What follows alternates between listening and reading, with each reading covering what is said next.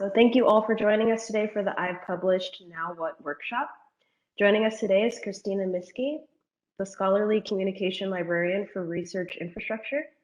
She's going to discuss citations, metrics, and what to do post-publication. And I'm going to hand it over to her now to get us started. Great. Thank you, Jasmine. Hi, everyone, and welcome to I've Published Now What, How to Locate and Understand Citations, Metrics, and More. So as Jasmine said, my name is Christina Miskey, and my pronouns are she, her, hers. I'm a scholarly communication librarian for research infrastructure, which is a really fancy way of saying I work with researchers at UNLV to help them demonstrate the impact of their research and their publications. So today we're going to learn how to locate and track citations for published work, develop an understanding of metrics that can show the impact of newly published work, and learn the uses of benefits of author identifiers. So with that, let's jump right in. So first, we're going to talk about how to track your publications. And before I launch into more detail about this, I do want to ask if you could type in the chat for me, how many of you have published something recently or are in the process of publishing something?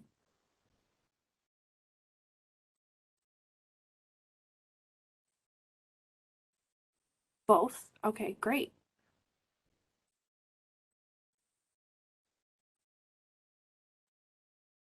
Okay, yeah. In the process of publishing. And congrats to everyone that already has something published. That's an accomplishment in and of itself. So that's really great. Anybody else?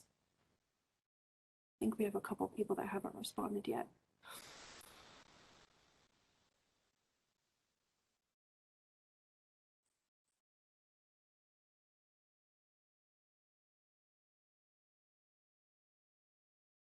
Okay, so let's dive in. So for those of you that have published something already, this process might look a little bit familiar to you already. So the publication process in brief, you start by writing, editing, and submitting your publication to a journal if you're publishing an article. Your article then gets reviewed by the editor or an editorial team where they accept or reject it to move to the next stage. And then if it's a peer-reviewed publication, then it goes through the peer review process. And there's 3 different types of peer review, which I'm not really going to go into here. But once it goes through the peer review process, then you as the author, along with any co-authors, edit it based on the reviewer comments and submit it back to the journal for final copy editing, typesetting, and everything for publication. And then congratulations, you've published, and that's the big accomplishment. So that was really, really fast, but we're going to talk about everything that covers step 6 and later once your scholarship has been published. So once your article is published, there's generally a few things that happen. First, there's going to be advertising by the publication itself, the publisher or the journal. They might share it on social media, release the publication online. They might send a news release to mailing lists or professional listservs and share it with professional organizations. And then you as the author, along with your co-authors, might share the publication on a personal website if you have that. You might share it on your social media or professional networking sites that you have. And you might place a Lounge version in your institutional repository or a discipline-specific repository, which is usually an open access version of the publication that allows everyone to access a version of your published work. Over time, others are going to read your publication, and they might even start sharing it. So as other researchers publish, they can cite and use your publication in their work as well. And so then you can start using metrics, which are measurements of impact, to track who is talking about your research and how far it reaches in your field, in your institution, and around the world. So now we're going to talk about how to find citations for your research once it's published. So there's other ways to locate citations, but these three databases that I have on the screen are the most commonly used and cover the widest range of subject areas. So we have Scopus, which is owned by Elsevier, which is a journal publisher, and is a subscription-based citation database. Web of Science, which is owned by Clarivate, which is a company that owns a wide variety of other databases and programs in this arena, is also a subscription-based citation database. And UNLV subscribes to both of these databases. And then you have Google Scholar, which is free and open to anybody on the internet because it's owned by Google.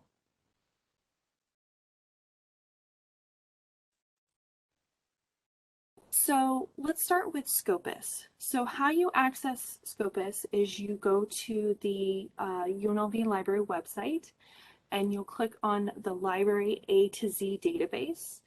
And then you go to the S's and you'll find Scopus on there. If you're off campus, you will have to log in with your ACE account to access the database.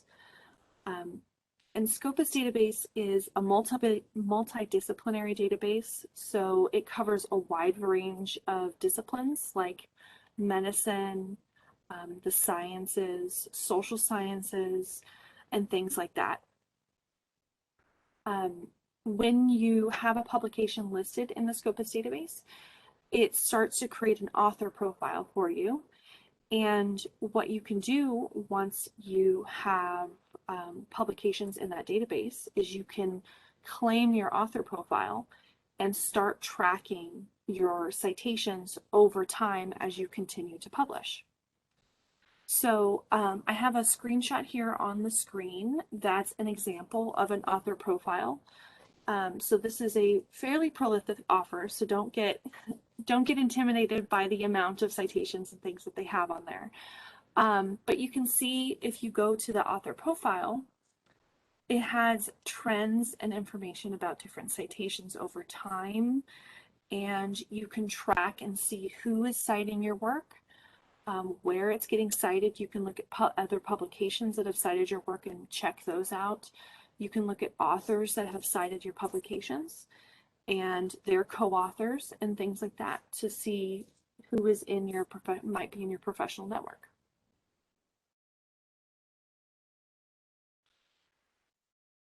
Web of Science, you're going to access this the same way that you would Scopus.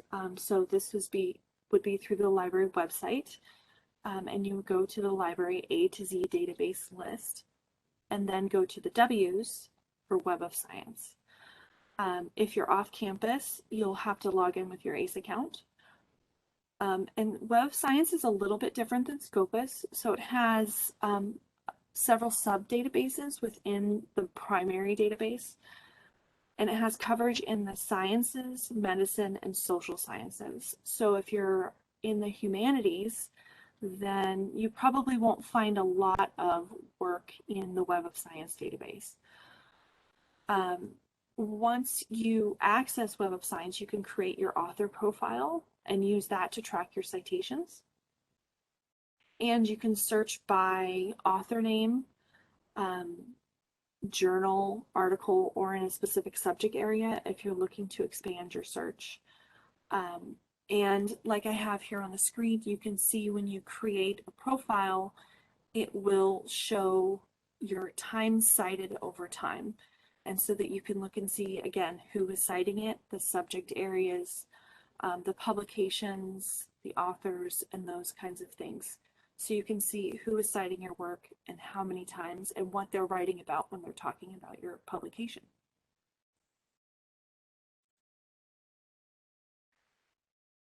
Google Scholar is a little bit different.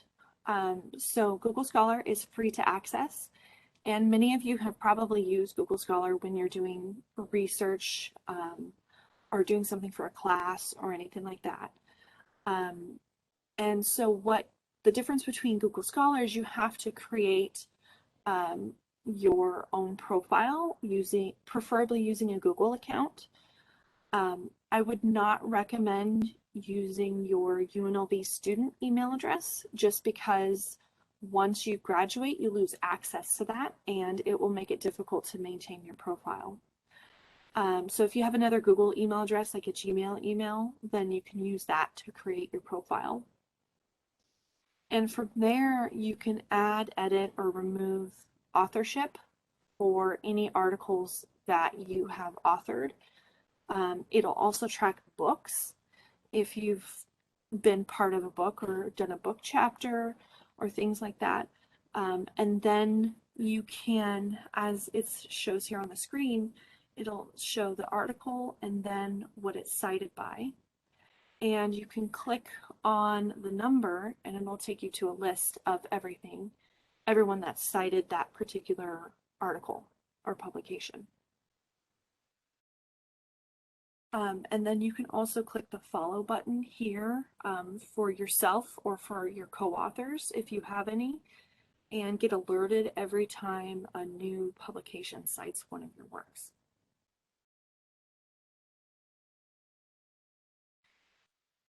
So now we're going to jump into metrics, what they are and how they work. This is kind of the meatiest part of the workshop today.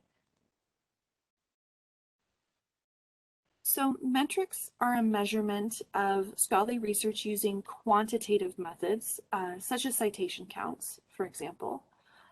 They're used to demonstrate the impact of research publications at the journal, article, and author levels, which help faculty and researchers like you show the reach of their scholarship for tenure and promotion, job opportunities, and grant funding, among other things.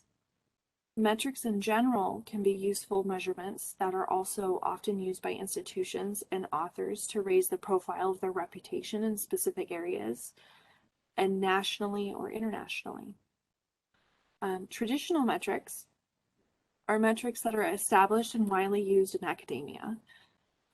However, in recent years, there has been some pushback about these metrics and how they measure impact.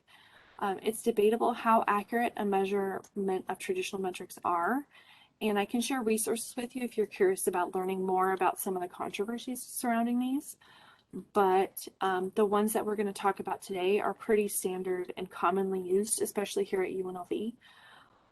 So if you end up using them in the future, then you can check with your professors or others in your fields, and they should be able to give you guidance specifically on that. So there's a lot of different metrics out there, and don't get overwhelmed by the amount of information on this slide. These are just examples of really commonly used traditional metrics, and I have links on this slide that link to where you can find them specifically.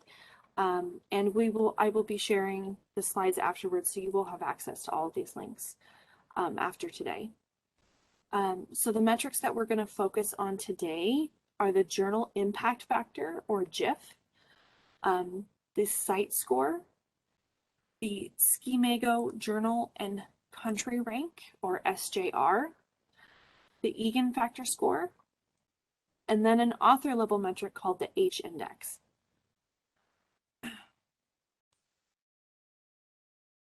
So what's the difference between all of these different metrics? So each metric is calculated a little bit differently, and some of them are freely available, while others can only be accessed through a subscription. So most of the traditional metrics calculate impact at the journal level. So what that means is it looks at and measures impact and citations at the journal level and not at the individual publication level. So for example, impact factor, which is is one of the most commonly used metrics out there. It looks at the frequency with which an average article in a journal has been cited in a given period, which is basically it calculates over a 2-year period, the citations by year versus the number of articles in that publication. So I have here on the screen a simplified breakdown of how this is calculated. It sounds really complicated. The great part about this is you don't have to calculate it yourself. You access this, go back a slide. You access this through the journal citation reports, which UNLV subscribes to. So if you go visit journal citation reports and look at a journal that you've published in, then it's going to automatically calculate this for you. So you don't have to do the math yourself, which is great in my opinion. It is a subscription-based metric, and so you can only access this if you're part of an institution that subscribes to journal citation reports. And journal citation reports is connected to Web of Science. So thankfully UNLV does subscribe to this, so you can access this metric if you want to. Now, some free metrics that are out there is the Schemago Journal and Country Ranking and the Egan Factor Score. These are both free. Anyone can access it regardless of your institutional affiliation. And these calculate citations, but the big difference between these two and the Journal Impact Factor is they weight the score by discipline. So they adjust the scores based on discipline. And what that means is basically they take, for example, a publication in a science journal versus a publication in, say, an anthropology journal. And they don't weight those the same because a publication in a science journal is going to have different levels of impact and citations than a publication in an anthropology journal. So they take that into consideration, whereas Journal Impact Factor does not.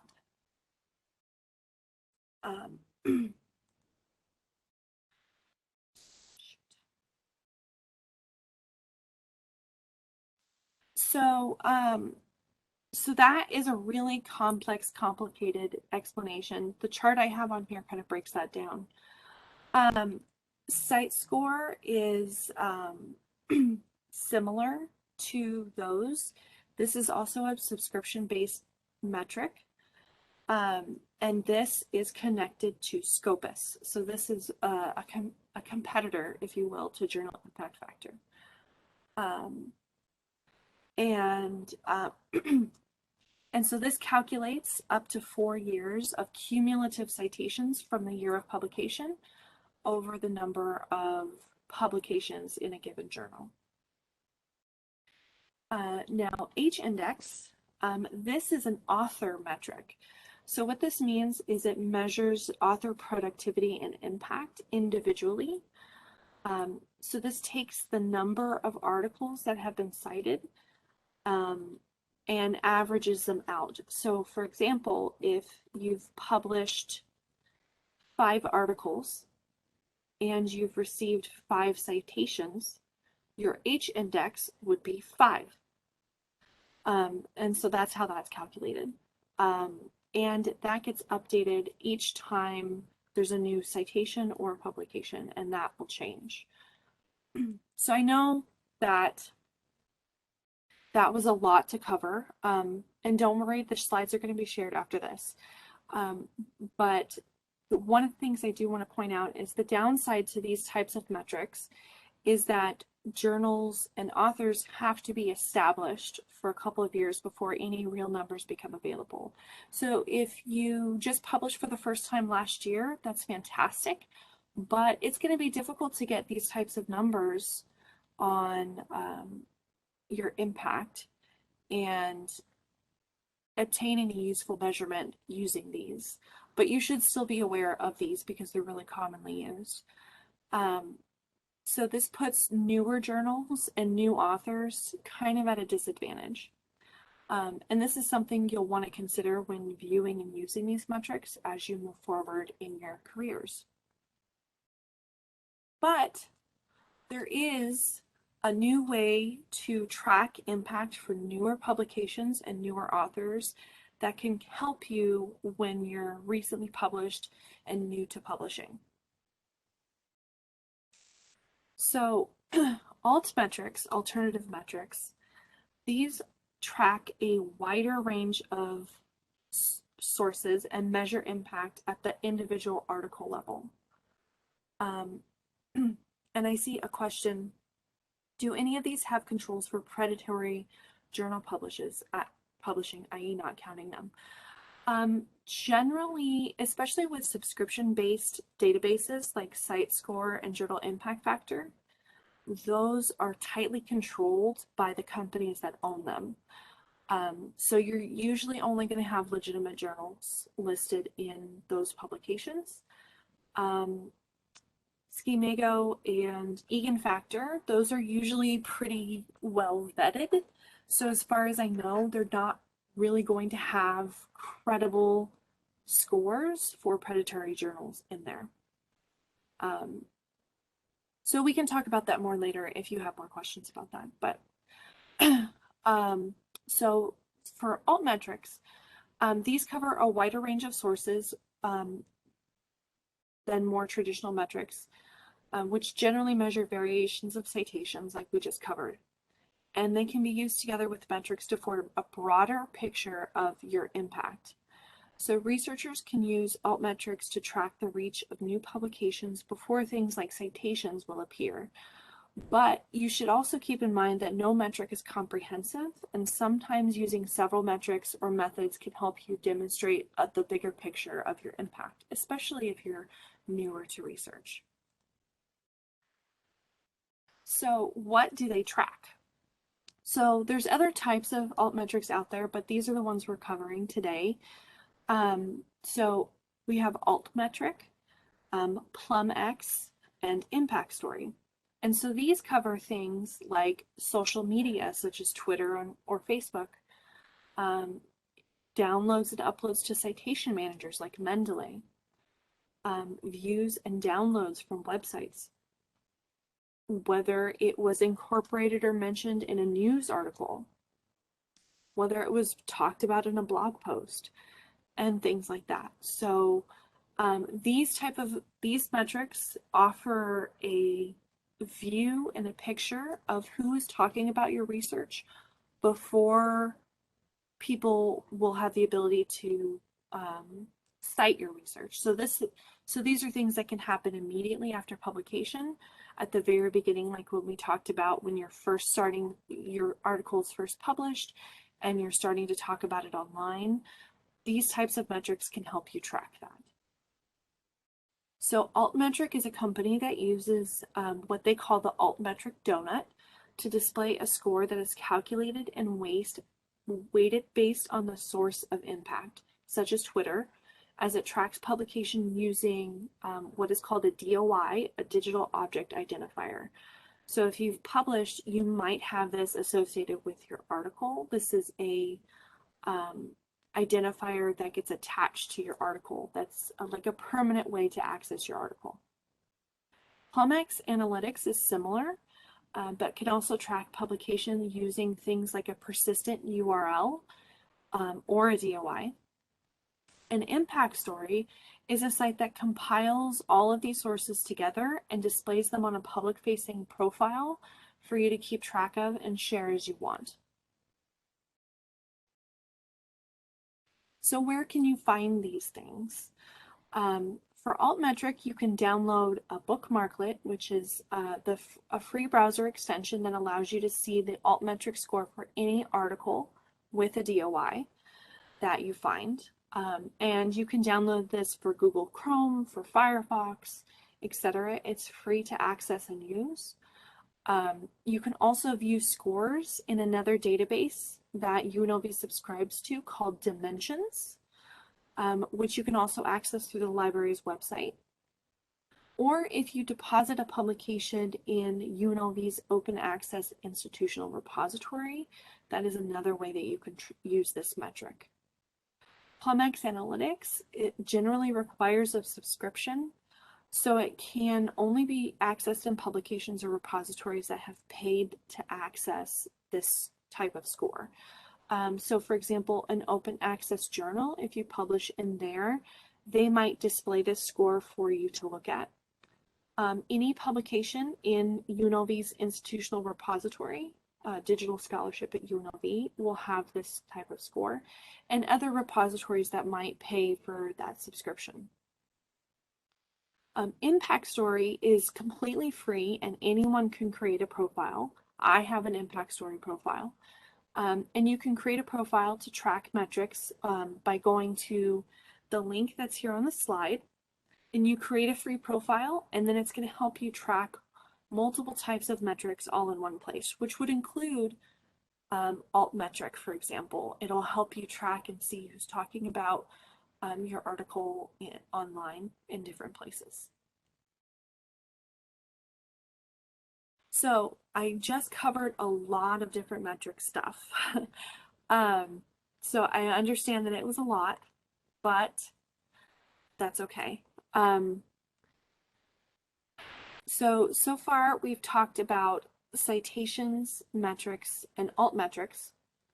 And so finally, I'm going to talk about author identifiers, which play a key role in helping you to track your publications using all the methods that we've talked about today. And before I jump into this, does anybody have any additional questions about metrics or altmetrics, how they work, or anything? Should a researcher have an account on all of these to have a full view of their impact, or pick one that seems the best fit? That's a great question. So I will say it depends on your discipline. So for example, if you're in the sciences, you might want to have an account on all of these to have a full view of your impact, because there might be variations in that depending on the resource. But if you're in a sub-discipline in the social sciences, for example, or in the humanities, you might have a harder time getting measurements on any of these sites. So you would have to find some alternative methods to track the impact, depending on what you're looking for. For example, people in the history discipline, they have to publish monographs or books as a part of their publication process for tenure and promotion. It's really difficult to track citations for books, and it's nearly impossible to find any of these metrics for books. So you have to dive really deep into subject-based areas to find citations for those types of things. So hopefully that helps. Does anybody else have any other questions about metrics before we move on to author identifiers? Okay. So what is an author identifier? So an author identifier is a unique identifier assigned to researchers to prevent the author ambiguity problem within the scholarly community because of researchers having the same first and last names. So this is a really common problem if you have, for example, a really common name, or if you have a really common last name. My maiden name, for example, is a really common name. So a lot of other people have my similar name if they publish under that name, and that's a problem. We actually have two professors here at UNLV that have the exact same name, but a different middle initial. So it's definitely a problem. So you should get an author identifier because it will follow you throughout your career. And this is why it's so important to start it early on when you're just getting into publishing. If you get one now and then get into a position after you graduate at this institution or another institution, it will follow you and keep track of all of the work that you have done. If you change your name for whatever reason, you can add previous names or even nicknames or a preferred name that you might have published under. And these IDs help you to make sure that your work is properly attributed to you and not to somebody else with the same or similar name. So there's three primary identifiers out there. There's ORCID, Researcher ID, and Scopus Author ID. And you may have none, one, or all of these. If you're especially new and you haven't published yet, then you're probably not going to have these yet, and that's okay. Researcher ID and Scopus Author ID can get automatically created. When you create your author profiles in Web of Science and Scopus, you're automatically going to have an ID associated with those created by the database. And so it's up to you to update and claim them so work associated in those databases can be attributed to you. You do have to create your own ORCID account, but that can be done in just a few easy steps. And some examples of other types of identifiers that exist include PubMed ID, Archive Author ID, and even the Google Scholar profile. And a lot of times, individual profile systems like PubMed, Archive, and Google Scholar have their own other different ways of disambiguating authors on their platforms. So I'm not going to get too deep into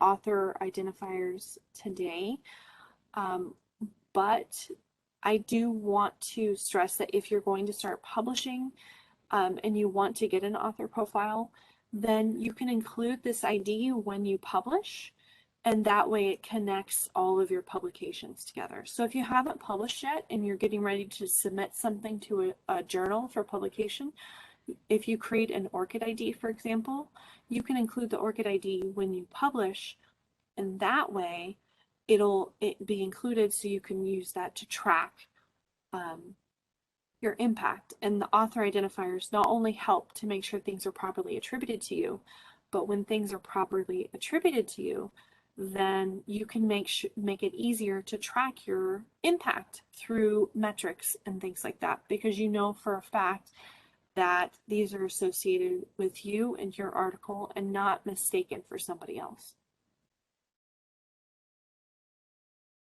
So if you want to know more about author IDs, I am teaching a workshop on October 12th called Getting Started with ORCID, and we're going to take a deep dive into ORCID and other author identifiers.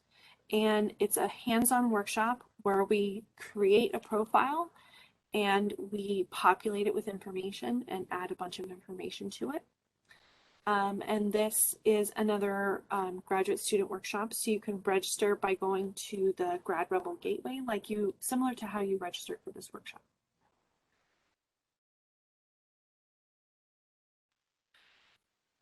So I've talked about a lot of stuff today, and there's metrics is very dense, and there's a lot going on, and it's overwhelming, and that's okay if your mind is spinning a little bit. And so don't worry if you can't remember it all. Like I said before, I'm going to share slides with you. I also have a handout, which I'm going to put the link to in the chat now. And this kind of summarizes some of the things that we talked about here today, so you can take a look at that. And overall, there's a few key things that I want you to walk away from this workshop with. So citations often take a while to start appearing, but that's not necessarily a bad thing because people have to go through their own publication process. And if you've published or are in the process of publishing, you know that that can take a while. So it's okay if you don't start getting citations right away. And like I mentioned earlier, it can be difficult to locate for different types of publication other than journal articles. But it is also the citations are the simplest and easiest measurement of impact. It's really easy to see, you know, if 2 people or 5 people or 10 people have cited your publications. Metrics, there's a lot of metrics out there. What you want to do is try to focus on ones that make the most sense for you and your discipline. So you might want to get access to all of these databases and get a broad picture of your impact, or you might want to focus on one or two, and that makes the most sense for you. They're not foolproof measurements of impact, so everything is fallible, nothing is perfect, but they can be useful for deciding where to publish, or if you want to publish somewhere that's high impact and gets a lot of traffic. And they can be useful for if you're applying for jobs and saying, I published in this high impact journal, and here's the proof that it's a high impact journal. It's because it has a high journal impact factor score, for example. Alternative metrics are a broad measure of impact online, and they're best used for newer publications that don't have citations yet, or for disciplines that aren't covered by other metrics. So maybe for the humanities, or for social sciences, or for the arts. That might be a way you can track the impact of your research online. One thing you want to do is be careful, because negative attention still counts as attention for altmetrics. So for example, I have seen publications out there that have huge altmetric scores on their altmetric donut. I'm talking about in the thousands. It's a very high number. But if you go and look at the breakdown of what that attention is, then you'll see that people are talking about the research in a negative way. So it makes their score really high, but it doesn't necessarily mean a good thing because they're talking negatively about the research. So that's something you also want to keep in mind when you're looking at some of these scores, because just because something has a big score doesn't necessarily mean that it's well regarded or well received within that field. So that's something that you want to keep in mind. And with that, I saved a lot of space for questions because I know that this is kind of a complex topic. So I have my email address here on the slide. I also have a link here, which I can put in the chat as well. This is how you can schedule a consultation with me if you want to schedule a consultation and go into a deep dive about metrics and cover that. So I left a lot of space for questions just in case there was a lot of questions. So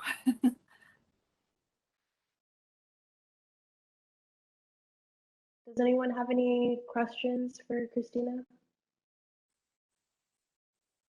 There's a question in the chat here.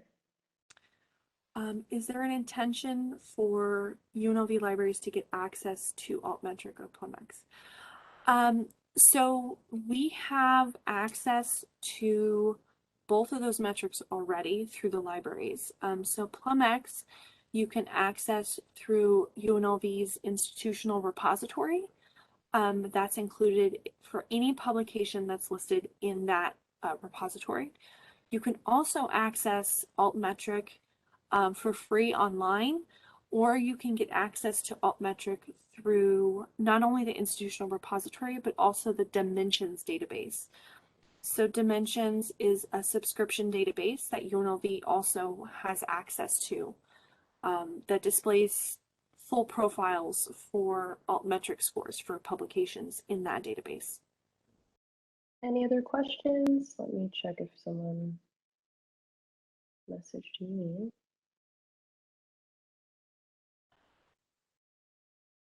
Okay. Here is a question that I received privately. When it comes to sharing research data, are there any options other than sharing the data by means of a repository? That can depend. So you can share research data. Sometimes publications like journals, they will allow you to attach a supplemental file with your research data to the article itself. There are also publications out there called data journals, where you can just publish your data in a journal, in a publication. And then the most common way is through data repositories and things like that. So that's the most common way. And it really depends on what you're trying to do with the data and publishing and what your purpose is. And if you've received grant funding as part of that, you might be required to publish your data in an open access repository as part of that process. So there's a lot of factors that go into that. Hopefully I answered that question.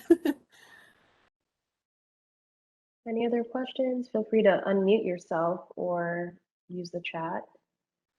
And if you don't feel comfortable asking your question in this type of venue, you can also reach out to me and email me or set up a consultation afterwards, and we can have a chat. I know that these metrics are intimidating and complicated. So, I'm here as a resource for you to answer all of your questions. There's no silly question when it comes to metrics. Thank you so much. Oh, you're welcome.